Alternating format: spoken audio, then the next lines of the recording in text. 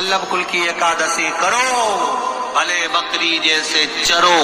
पर एकादशी करो। हमारे यहाँ तो शास्त्र कहता है एकादशी का व्रत भी करो तो मुंह उतार के मत करो रे। कोई फूल अगर मुरझा जाता है तो भगवान को नहीं दिया जाता, कोई फल बेकार हो जाता है भगवान को नहीं दिया जाता। तुम्हारे व्रत वाले दिन तुम्हारा मुंह उतरा रहेगा तो भगवान उसको स्वीकार करेगा। इसलिए बकरी जैसे चरो और एकादशी करो। पद्म पुराण में लिखा है और विष्णु पुराण में, एकादशी के दिन द्वादशी भी पड़ जाए, एकादशी के दिन त्रयोदशी भी पड़ जाए, मतलब एकादशी, द्वादशी और त्रयोदशी तीनों तिथियां एक साथ पड़ जाए, और उस दिन एकादशी का व्रत जो रख लेता है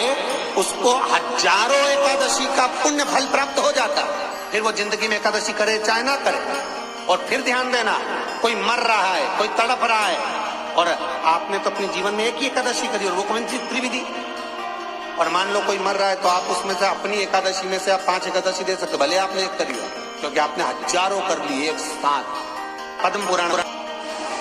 एकादशी के दिन जब आप जल शंकर को चढ़ाने तो रोज ही जाते हैं। जब एकादशी का दिन रहे और शंकर जी के मंदिर में आप जल समर्पित करें तो 3 बार मुख से स्वधा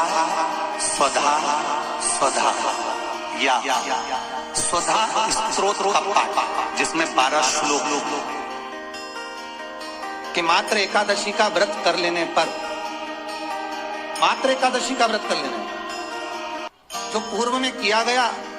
हमारा पाप कर्म है, हमने किसी जीव की हत्या करी है, हमने किसी को कष्ट प्रदान करा है, हमने किसी को अपशब्द कहा है, हमने किसी को ताने दिए, हमने किसी को आड़ा टेढ़ा कहा है, हमने किसी को गालियां दे दी है, मात्र एकादशी का व्रत ही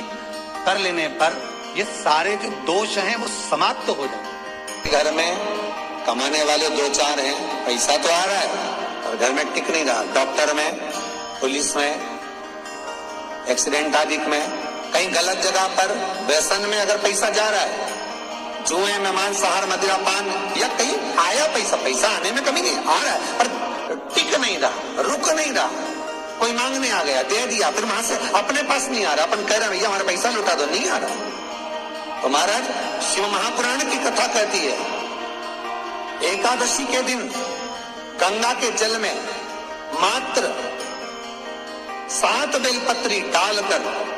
जो नंदीश्वर भगवान अर्थात जो शंकर जी के शिवलिंग के सामने नंदी होता है, उस नंदी के चरण पर गंगा का जल चढ़ाकर बेलपत्री शिव पर समर्पित कर देता है, उसके घर में रुपया रुकना चालू हो जाता है, फिर वो गलत जगह पर नहीं जाता।